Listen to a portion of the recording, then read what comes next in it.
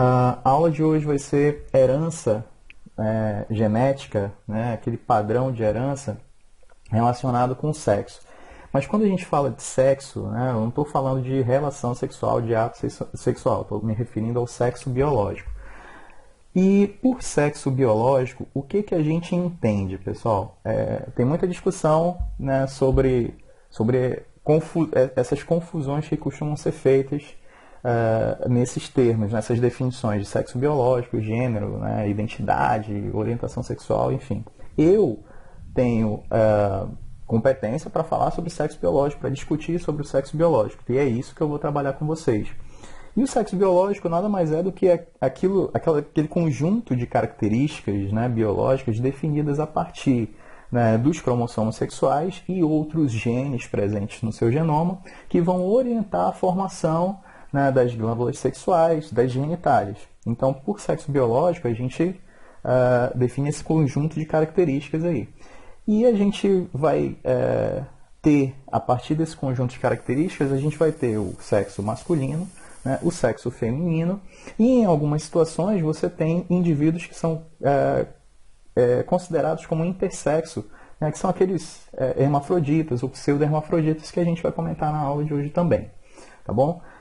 Então perceba que a gente está discutindo sobre um campo, né, da ciência que é o sexo biológico. É claro que outras ciências, né, abordam outros aspectos do comportamento humano oriundos, né, desse sexo biológico, da influência que esse sexo biológico passa a ter no comportamento humano, né, conceitos construídos na sociedade, né, na nossa população humana, sobre, né, essas definições de sexo biológico. E aí começam a surgir, né, os conceitos de gênero, identidade de gênero, orientação sexual, enfim. Então, é bem interessante, né, vocês conhecerem, né, esses aspectos. Ah, professor, mas eu não concordo.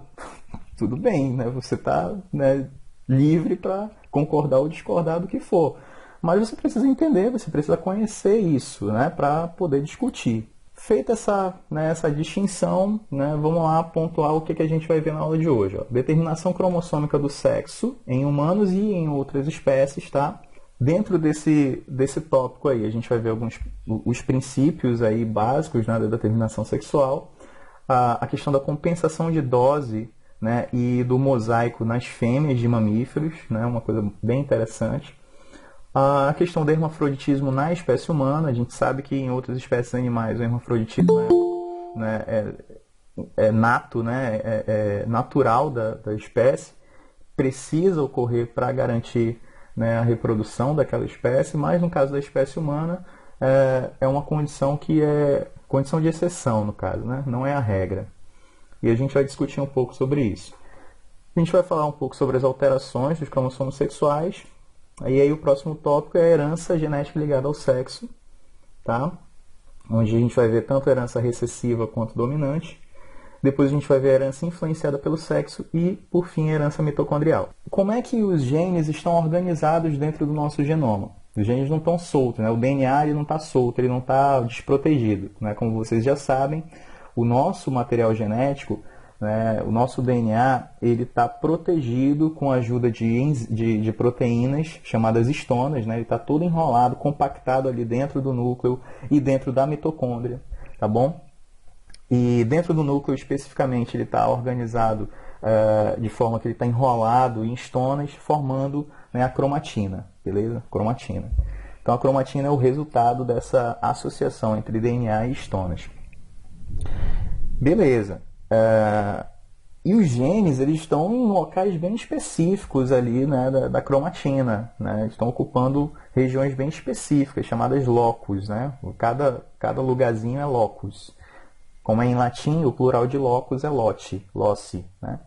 Então, cada loci, o lote, cada um dos lotes, né, são direcionados para cada gene ali.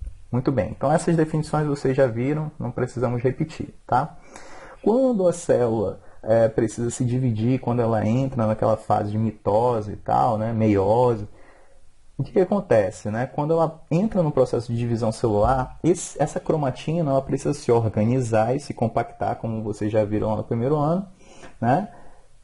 formando esses pacotes aí bem organizados que são os cromossomos. Então esse cromossomo aí, essas figuras, né, representam os cromossomos que a gente forma durante o processo de divisão celular, tá bom? Mas durante a maior parte da vida da célula a gente sabe que não é assim, né, que a cromatina está disposta. Ela está na forma, né, mais desorganizada ali dentro do núcleo.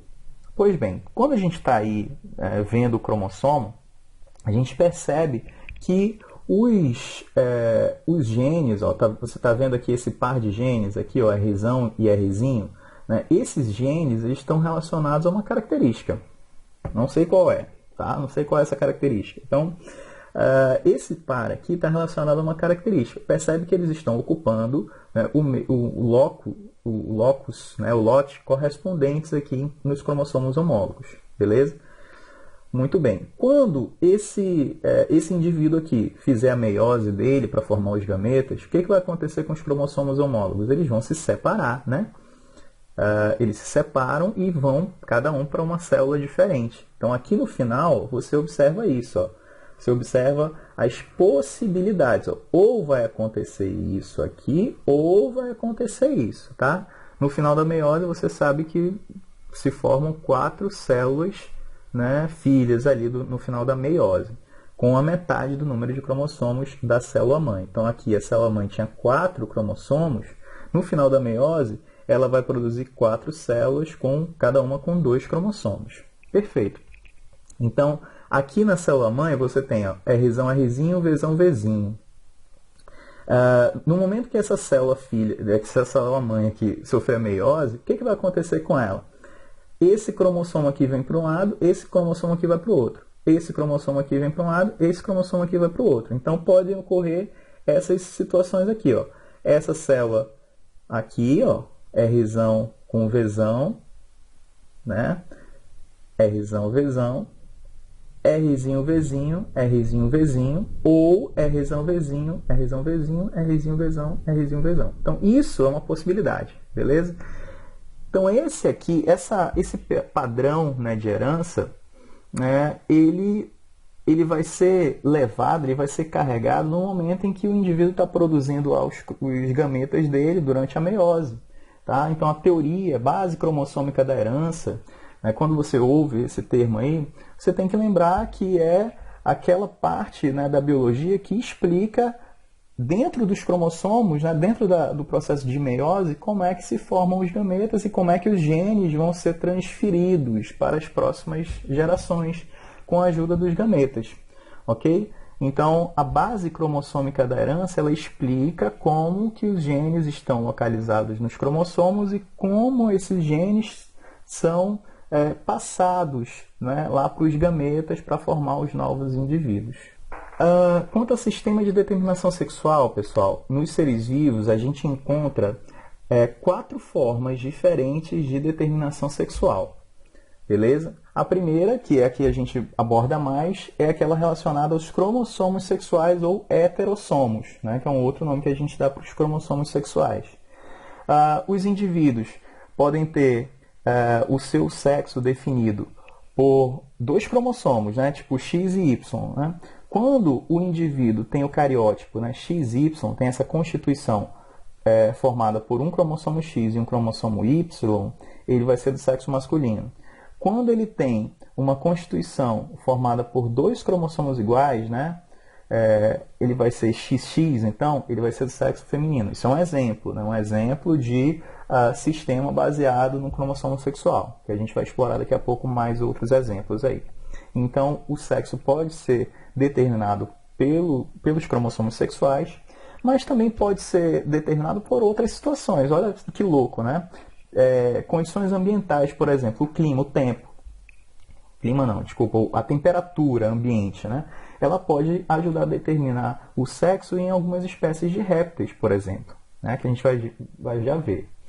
Outro exemplo de sistema de determinação sexual é baseado na razão entre cromossomos sexuais, que são os heterossomos, tá? E os autossomos. Então, se o indivíduo tem tipo um cromossomo sexual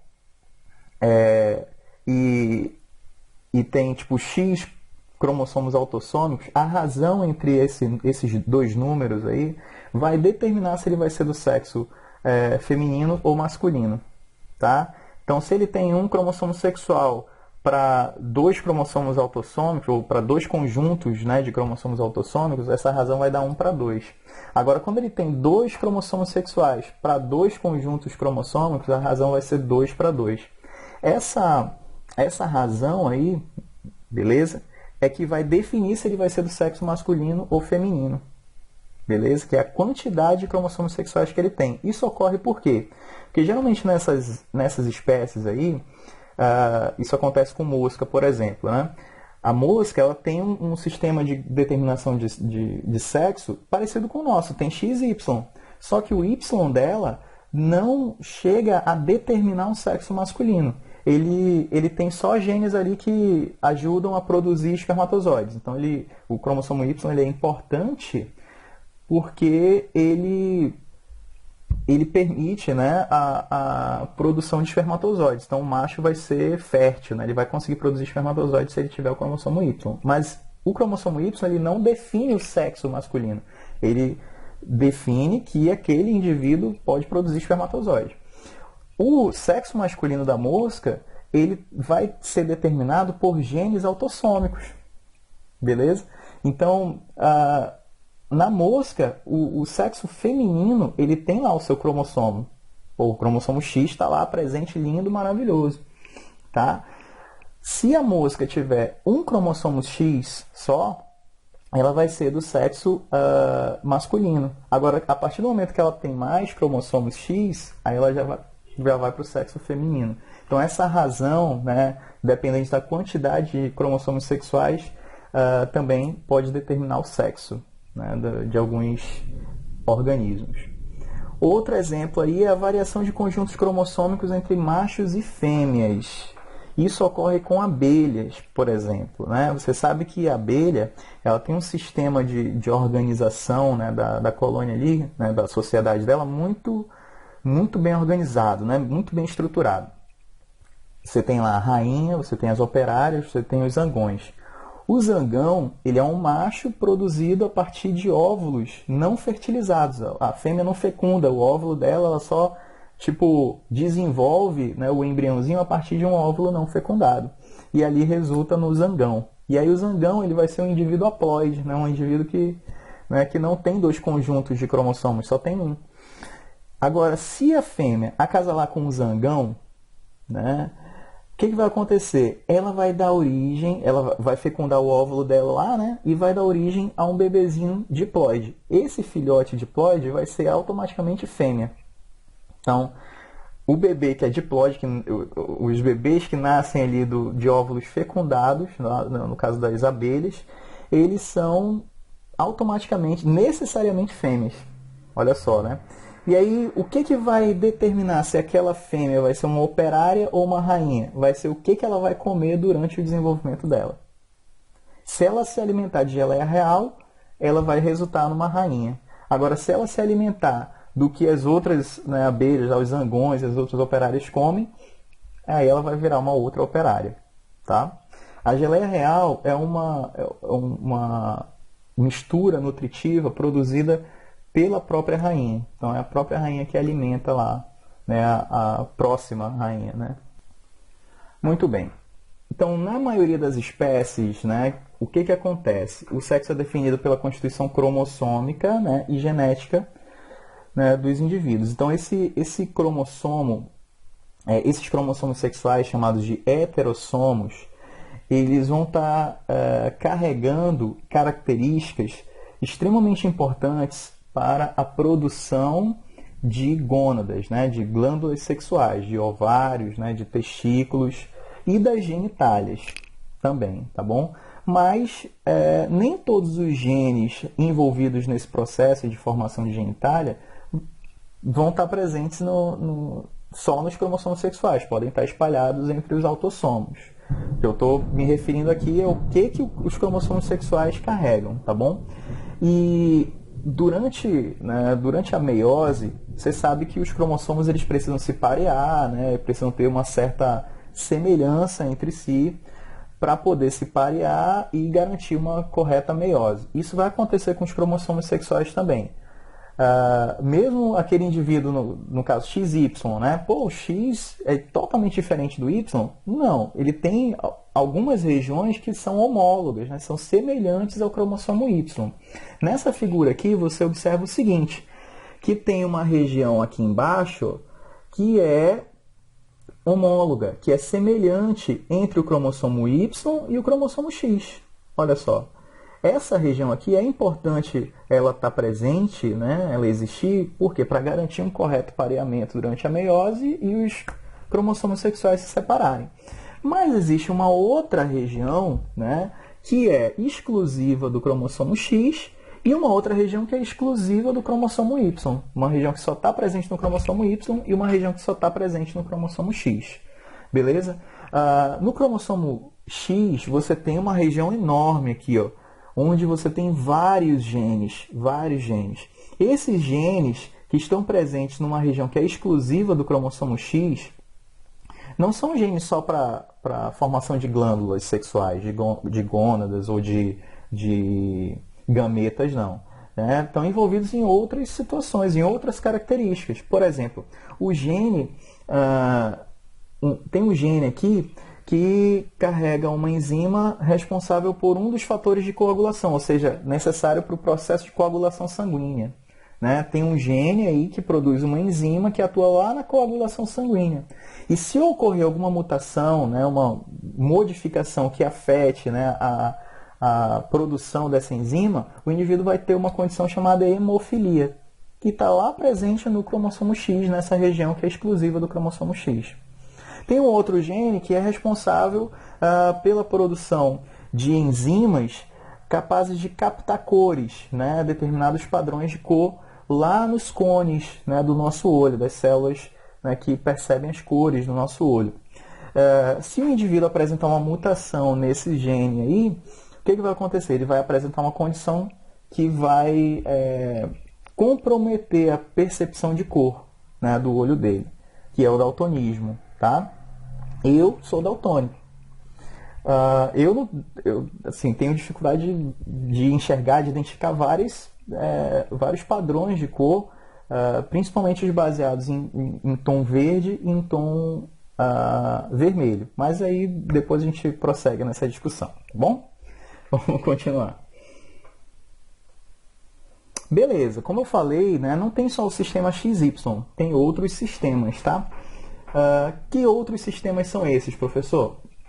Olha só, você tem o sistema XY, em que a fêmea é XX e o macho é XY. Então, o macho é o que a gente chama de heterogamético, ou seja, ele tem aqueles cromossomos diferentes. Né? Um cromossomo sexual, o cromossomo de origem materna, é diferente do cromossomo de origem paterna. No caso da fêmea, ela é chamada de homogamética. Isso vai ocorrer não só nos mamíferos, mas em peixes, algumas plantas, nas moscas, como eu já tinha comentado. Tem um outro sistema em que, ao invés do macho ser heterogamético, né, é a fêmea que é heterogamética. Okay? É a fêmea que apresenta os cromossomos sexuais diferentes. Esse sistema é chamado ZW, né, que está aqui. Ó. A fêmea é que tem os cromossomos sexuais diferentes. Aí o macho tem os cromossomos iguaizinhos, como se ele fosse o XX da parada. Tá? Isso vai ocorrer em quem? Nas aves, nos répteis, nos peixes e em borboletas. Né? Tem um sistema em que só tem um cromossomo sexual, beleza? Nesse sistema aí. E se ele estiver presente em uma cópia só, se tiver só um dos cromossomos sexuais, o indivíduo vai ser do sexo masculino. Né? No caso, né, dos gafanhotos, isso acontece. Agora, se ele ocorrer em dose dupla, né, se tiver dois cromossomos sexuais, ó, 2XX aqui, ó, né, ele vai ser do sexo feminino. Beleza? Então, nesse caso, quem é o homogamético é a fêmea. O macho é chamado de hemigamético, ou seja, quase, metade, né, dos cromossomos. Ele tem metade dos cromossomos sexuais, no caso. Beleza. E o último sistema aí é o chamado ZW, que é tipo o oposto do Z0, desculpa, que é o oposto do X0. O Z0, ele é assim, só tem um cromossomo sexual também. Se ele tiver em dose simples, ou seja, se o indivíduo tiver só um cromossomo sexual, ele vai ser do sexo feminino. Se ele tiver 2 cromossomos sexuais, ele é do sexo feminino. Um cromossomo só, feminino, um cromossomo sexual feminino, 2 cromossomos sexuais masculino, tá bom?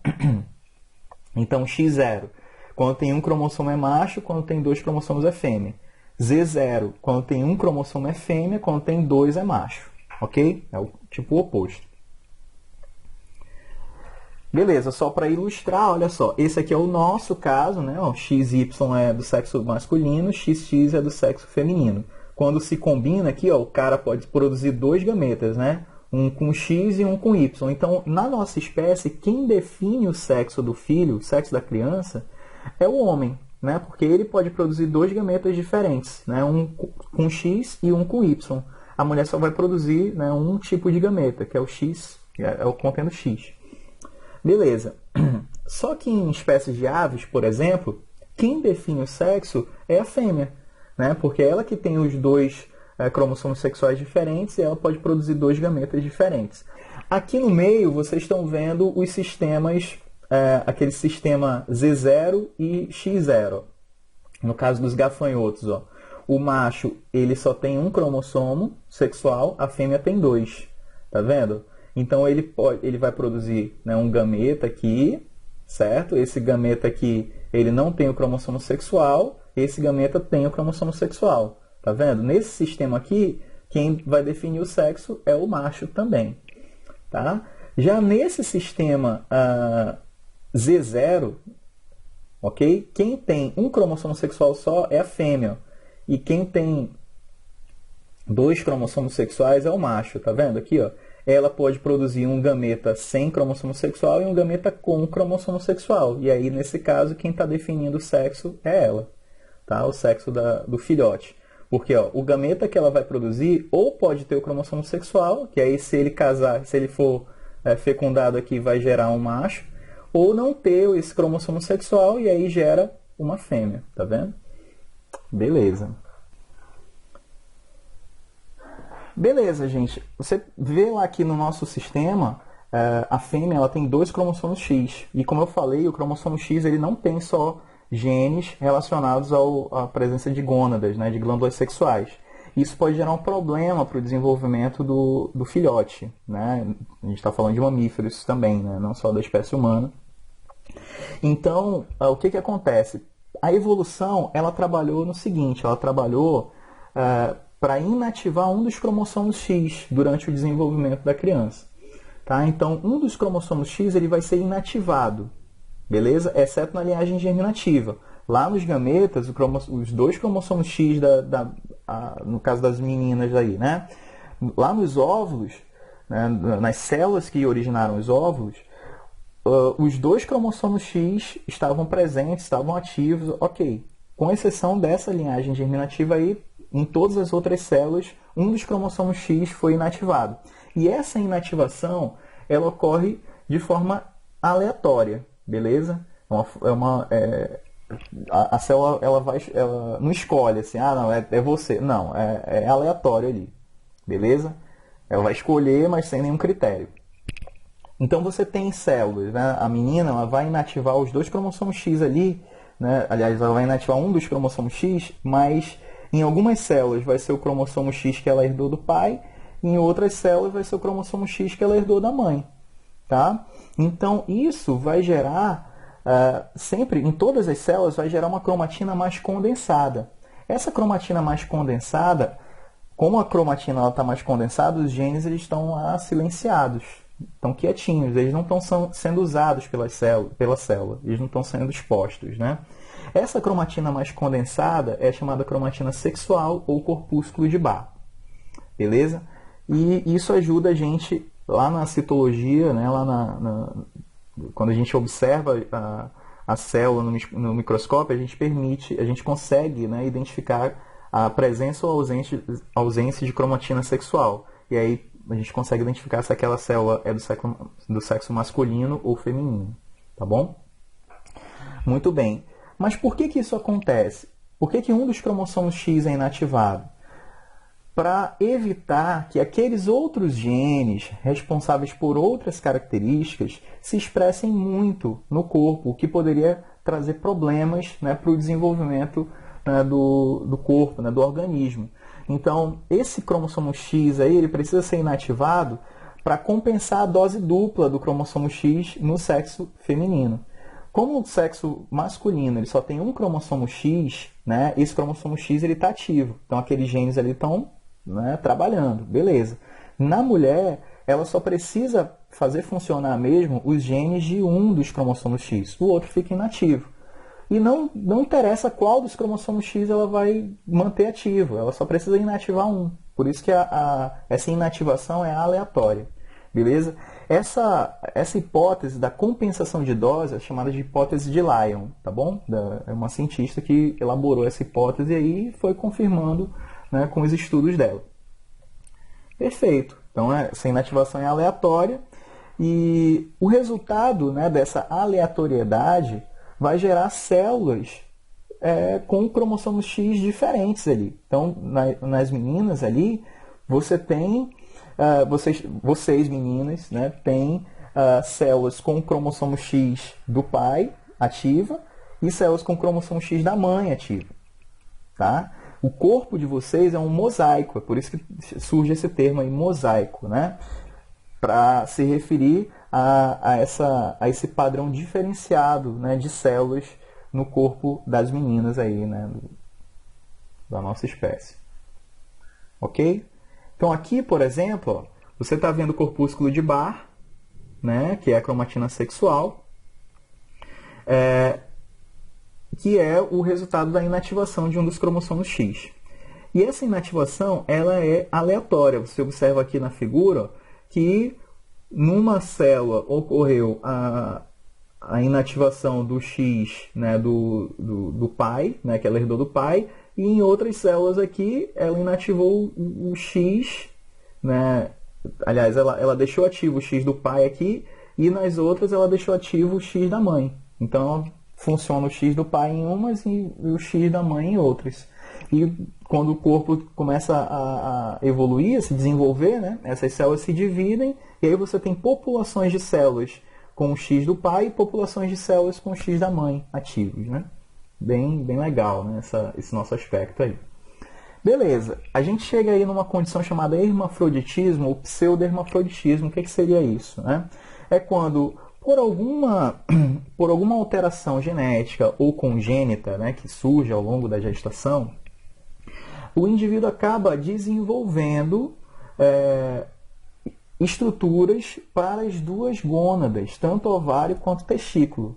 Tá? Muitas vezes essas estruturas acabam se fundindo, né? Aí forma tipo uma gônada misturada ali, meio que ovário com testículo. Tá? E algumas vezes ocorrem desenvolvimento separado, né, dessas gônadas. Alguns cientistas costumam se referir a esses indivíduos como indivíduos intersexuais, tá?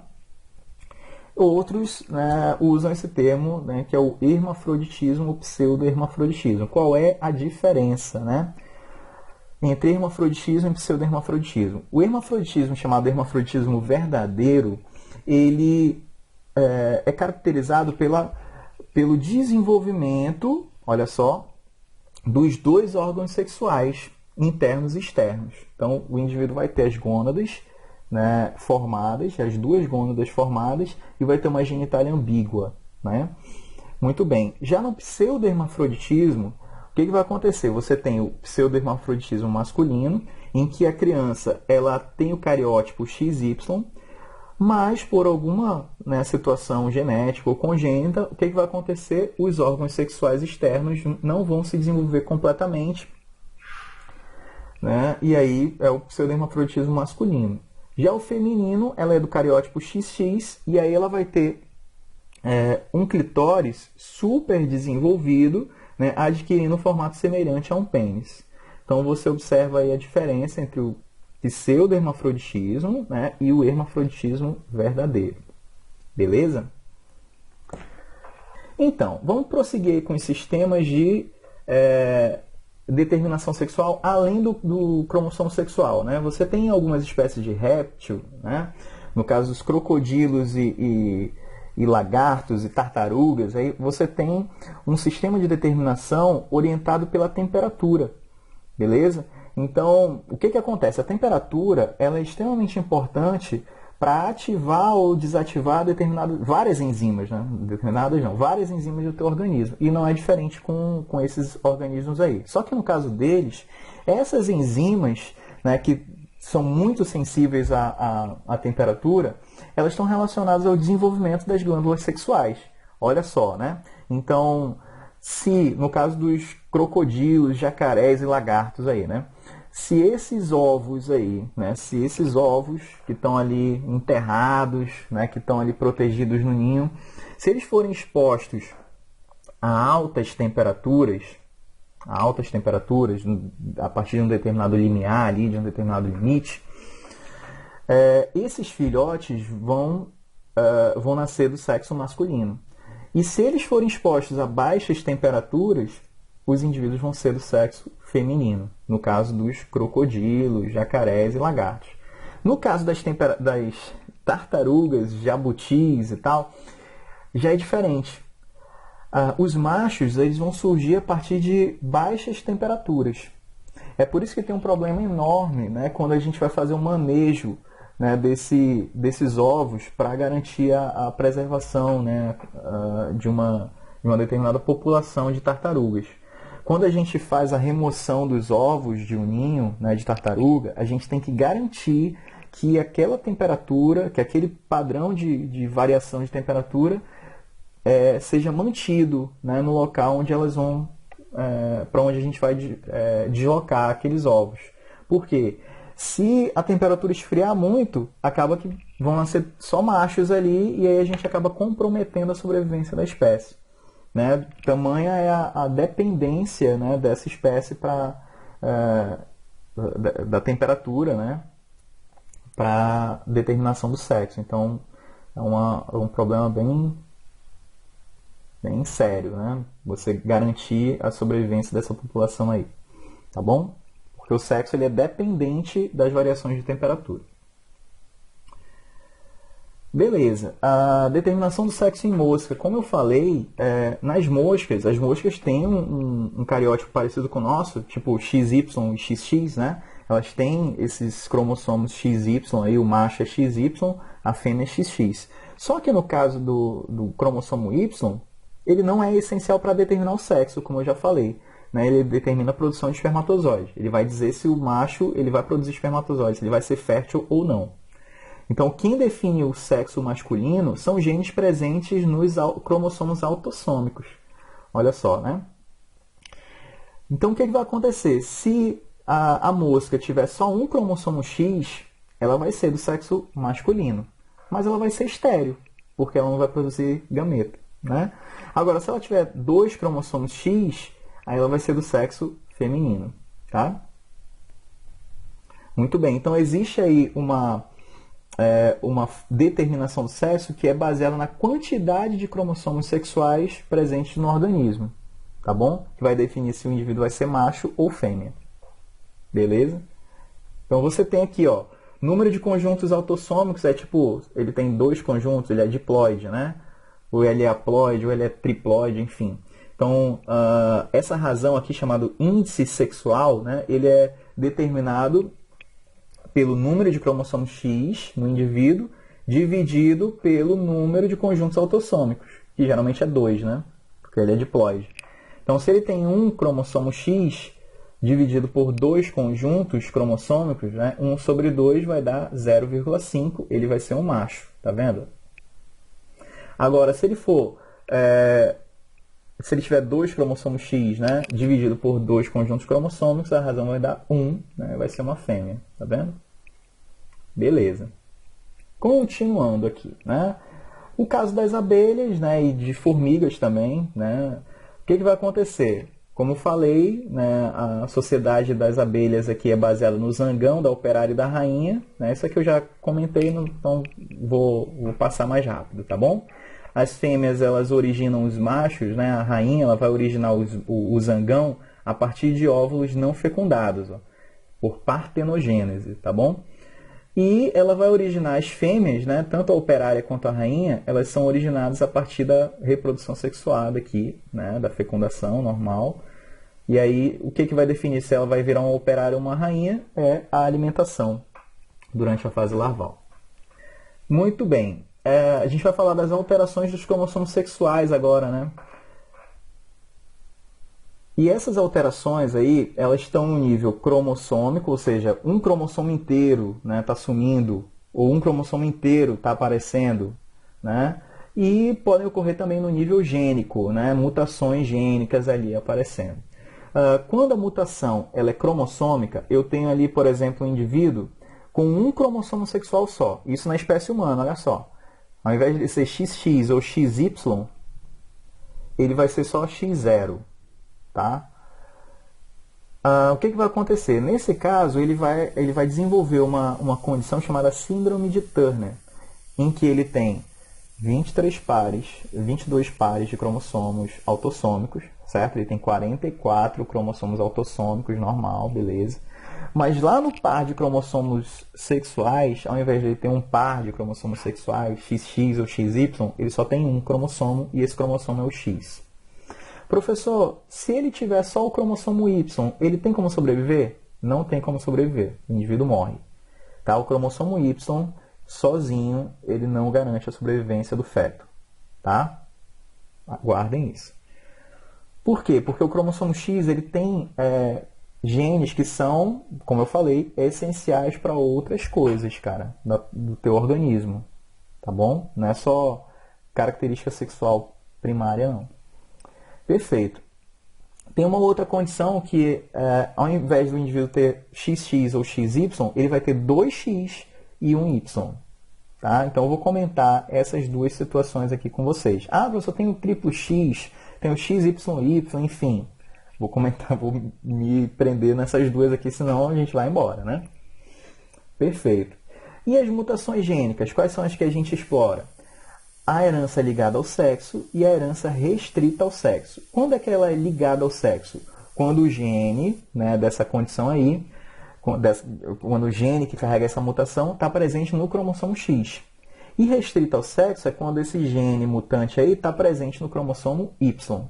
Então, quando está no cromossomo X é ligado ao sexo, quando está no cromossomo Y é restrito ao sexo. Beleza? Perfeito. Então, síndrome de Turner, o indivíduo tem 44 cromossomos autossômicos e lá no cromossomo sexual ele só tem um cromossomo sexual, que é o cromossomo X. Consegue sobreviver? Consegue. Fenotipicamente ele vai ser do sexo feminino, tá? É óbvio, né? Porque ele não tem um cromossomo Y que carrega genes que determinam a formação de gônadas, né, masculinas, né, de testículos. Então, os genes que determinam a formação de testículos estão presentes no cromossomo Y. Como só tem o cromossomo X aí, ela vai ser fenotipicamente do sexo feminino. É claro que ela vai ter sérias limitações ali, reprodutivas. Você observa aqui nesse esquema, ó, os ovários são subdesenvolvidos, tá vendo? Então, vai ter uma limitação, né, no ponto de vista reprodutivo, não vai menstruar, enfim. Tem várias situações, além de outras características que estão relacionadas, né, aos genes do cromossomo X. Perfeito. Aqui está um exemplo, né, famoso, essa atriz aqui, a Lydia Hunter, né, ela tem, né, a síndrome de Turner, é uma pessoa com síndrome de Turner, e famosíssima, né? Muito bem. A síndrome de Klinefelter, né, ela já tem o quê? Ela já tem um cariótipo. Deixa eu ensinar vocês aqui, ó. Esse número que aparece aqui, ó, representa a quantidade de cromossomos que o indivíduo tem. Ele tem 47 cromossomos ao invés de ter 46. Qual o cromossomo que está sobrando? Aí está aqui, ó, a condição mutante, né? Está presente lá nos cromossomos sexuais, onde ele vai ter 2 cromossomos X e 1 cromossomo Y. No caso da síndrome de Turner, o indivíduo, ao invés de ter 46 cromossomos, que é o normal, né, tem 45. Né? E onde é que está essa mutação? Está no cromossomo sexual, onde ele tem X, um cromossomo X e o outro ele não tem. Por isso que é X0. Ok? Beleza, na síndrome de Klinefelter, o indivíduo vai ser fenotipicamente do sexo masculino, mas vai ter várias situações aqui, várias características resultantes da presença desse outro cromossomo X aqui, ó. Então ele vai ter, ó, pelos pubianos fenotipicamente parecidos com do sexo feminino, vai ter crescimento de seios, vai ter uma barba rala, vai ter testículo pouco desenvolvido. Então, né, várias situações aqui que são resultantes da influência desse segundo cromossomo X, ok? Então aqui está o cariótipo dele, tá? Beleza, a herança ligada ao sexo, né, ela sempre se refere ao cromossomo X. A gente passou lá das mutações cromossômicas, agora a gente está nas mutações gênicas, né? Então, aquelas mutações que caracterizam a herança ligada ao sexo, elas vão estar presentes no cromossomo X. O homem só pode herdar da mãe, né? Essa é uma regra básica, tá? A mulher pode herdar do pai ou da mãe. E nesse caso, né, a herança pode ser dominante ou recessiva, beleza? Quando é que é dominante? Quando aquela mutação lá, ó, ela vai, tipo, no heterozigoto, ela vai sobressair, né? O fenótipo dela vai sobressair no indivíduo que é heterozigoto. Como a gente está falando de cromossomo X, né? A gente vai usar o exemplo do sexo feminino, tá? Então, no sexo feminino, você tem 2 cromossomos X. Então, você tem 2 possibilidades aqui, ó, 2 cromossomos X.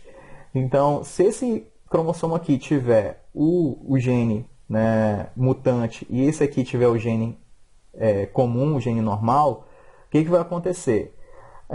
Na condição dominante, né? O indivíduo que é heterozigoto, ele vai expressar aquela característica, beleza? Observa aqui, ó. Naquela herança que é dominante, ó, quando o fenótipo ele é expresso nas mulheres, beleza? E nos homens, beleza? Então, se tiver essa mutação no homem, no X do homem lá, ele vai ter essa condição, ele vai expressar essa doença, beleza? Isso na condição dominante. Agora, na mulher, se ela for XX ali, homozigoto para essa mutação, ela vai expressar aquela característica. Se ela for heterozigoto, ela também expressa essa característica, beleza? Então, aí está a condição dominante. Deixa eu mudar aqui a imagem, a lousa rapidinho. Deixa eu mudar para a lousa, só para eu explicar melhor, né, essa situação. Imagina, né, que a gente está lidando aqui, né, com... Cadê? Menino. Imagina que a gente está lidando aqui com uma mulher XX aqui, tá? E aí ela tem um gene normal vai ser azul e o gene mutante vai ser vermelho, tá? Gene normal azul e gene mutante é vermelho. O X vermelho, então, vou dizer aqui que é o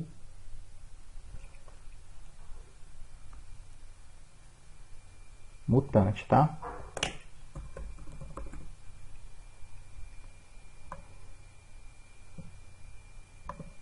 Bora, menino. Beleza. Aí, essa mulher aqui, ó, que tem esse cariótipo e tal, heterozigoto, ela vai expressar a característica mutante. A característica daquele gene mutante lá. Beleza? Agora, se ela for homozigota, ela não vai ter a característica mutante. Então, ela vai ser normal. Beleza? Que na biologia a gente nem fala normal, a gente fala selvagem, tá? Muito bem. No homem, o que vai acontecer no homem? O homem ele vai ser mutante se o X dele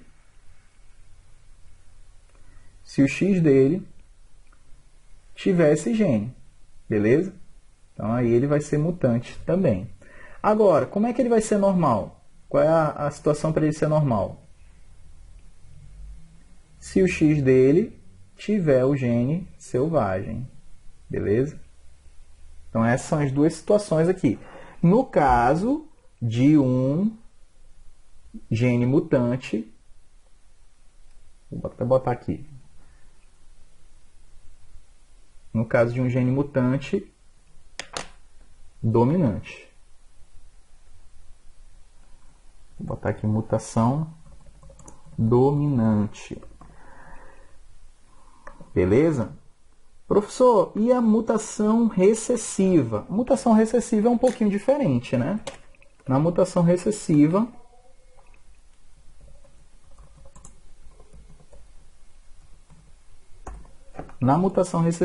você tem o seguinte: a mulher, se ela tiver esse genótipo aqui, ó, esse aqui é o normal, né? E esse aqui é o mutante, ó. Ela vai expressar a característica normal.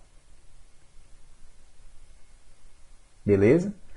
Agora, para o homem ser normal, ele tem que ter aqui o genezinho normal, tá bom? Agora, quando é que eles vão ser mutantes, né? Quando é que eles vão ser mutantes? A mulher, ela vai ser mutante, aliás, ela vai expressar aquela característica mutante, né? Somente quando os dois cromossomos X dela tiverem esse gene. E o homem só vai expressar essa característica se o X dele tiver essa característica. Ok? Então, essa é a mutação recessiva. Muito bem. Quais são os exemplos aí de herança dominante e de herança recessiva, tá? A gente tem aqui, ó, o raquitismo hipofosfatêmico, que é uma incapacidade, é uma deficiência na reabsorção de fosfato. Tá? E o fosfato é uma fonte, né? É uma fonte de fósforo, é uma fonte lá para os ossos, então ele vai ter um subdesenvolvimento, né, da estrutura óssea por conta dessa falha aí, tá bom? E é uma doença vinda por um gene, causada por um gene dominante. Muito bem, a síndrome de Rett, que compromete vários aspectos do desenvolvimento infantil, né, e resulta, né, em vários padrões de comportamento diferentes lá na criança, ele também é causado por um gene dominante. E o que vai acontecer? Se esse gene dominante, olha só, se esse gene dominante da síndrome de Rett aí estiver presente lá no homem, né, no X, né, do homem, ele vai matar o feto. Então, não há meninos com síndrome de Rett, porque eles morrem, né, durante a gestação. Então, as meninas, elas vão ter, né, essa síndrome de Rett aí, beleza? Tanto se elas forem homozigotas dominantes ou heterozigotas. Mas menino morre, não tem como eles sobreviverem. Padrão recessivo de herança, a gente tem a hemofilia, né, e o daltonismo, tá bom? Perfeito. A herança ligada ao sexo, então, do daltonismo, ela é caracterizada por um gene, né, mutante que vai afetar a captação, né, de luz lá pelos cones, né, nas células da retina. Então, quando o indivíduo está com esse gene aí, né, quando o indivíduo tem esse gene, o indivíduo do sexo masculino, né, tem esse gene, ele já vai ser automaticamente daltônico. É por isso que a frequência de daltonismo ela é bem maior na população masculina do que na feminina. Porque na mulher ela tem aquela possibilidade, né? Se ela for heterozigota, beleza, né? Um dos cromossomos, né, tem o gene dominante, então dá para ela compensar. Muito bem, então vai haver aí um padrão de herança recessivo, como eu expliquei ainda agora ali para vocês.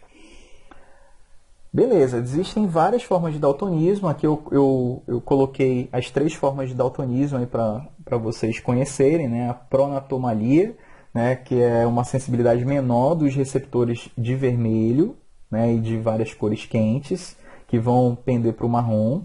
A deuteranomalia, né, que é a dificuldade em ver os verdes, beleza? Basicamente o verde. E a tritanomalia, né, que é uma confusão com azul já, beleza? Então você tem aqui o teste aqui embaixo, ó, o teste de cores de Ishihara, beleza? Então, o teste de Ishihara ele tem essas figuras, né, que misturam as cores, e aí escondidas nessas figuras você tem números que aí os daltônicos não conseguem observar, não conseguem identificar, mas quem tem a visão normal consegue, tá? É basicamente isso. Beleza. A hemofilia, ela já é uma condição causada por uma falha num gene presente no cromossomo X, tá? E que tem a ver com uma enzima, ou algumas enzimas, do sistema de coagulação sanguínea. Então, se o indivíduo tiver essa mutação, ele não vai conseguir coagular seu sangue, né, direito, levando à hemofilia, né? E essa hemofilia era uma doença muito comum antigamente, principalmente em nobres, famílias de nobres, onde havia casamento consanguíneo, né? E aí essas mutações recessivas acabavam sobressaindo. E um exemplo famosíssimo, né, de família nobre, né, família real, em que havia essa frequência alta, né, do gene da hemofilia, foi a família dos Romanov, né, dos últimos czares da Rússia, né, que vocês estão vendo aqui, tá? Então eles tinham essa doença. Um outro exemplo é a distrofia muscular de Duchenne, que afeta o desenvolvimento da estrutura óssea, tá, dos indivíduos que são portadores, né, desse alelo aí. Ok? Portadores não só portadores, são afetados, né? No caso são homozigotos, no caso das mulheres, tá? E no caso dos homens, se eles tiverem, né, esse gene recessivo no cromossomo. Já a herança restrita ao sexo, ela está presente lá, ela é proveniente de um gene que está presente lá no cromossomo Y, tá? E uma doença que está relacionada a isso é a chamada hipertricose auricular, que é quando o indivíduo tem muito pelo na orelha, né? Isso é provocado por um gene que está presente naquela região exclusiva lá do cromossomo Y. Beleza? Aqui está um heredograma característico, né, desse tipo de herança. O homem é portador desse gene aqui, né, e portanto ele vai ser afetado, ok? Por essa doença. E aí, como ele leva o cromossomo Y para os filhos dele, então os filhos dele vão ter essa doença, tá vendo? As filhas não, porque é uma doença carregada lá pelo cromossomo Y, tá bom?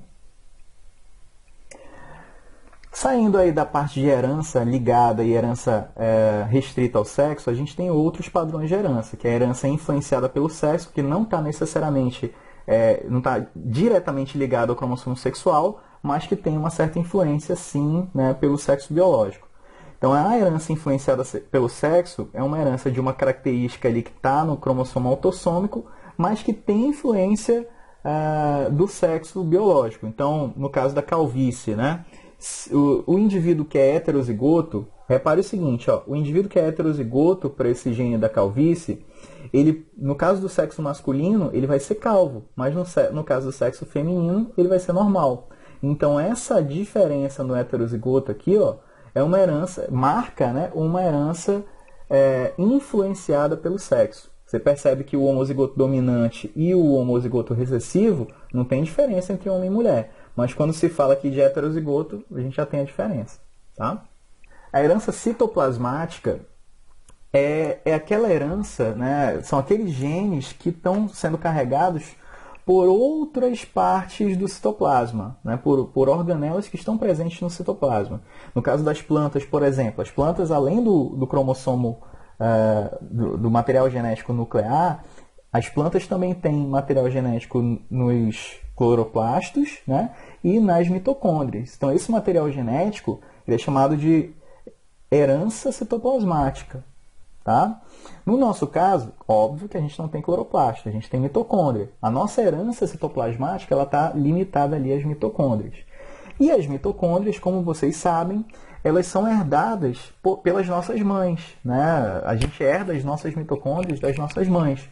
Por quê? Porque o espermatozoide, como você observa aqui na figura, ele concentra as mitocôndrias dele, né, na cauda do flagelo, na base do flagelo.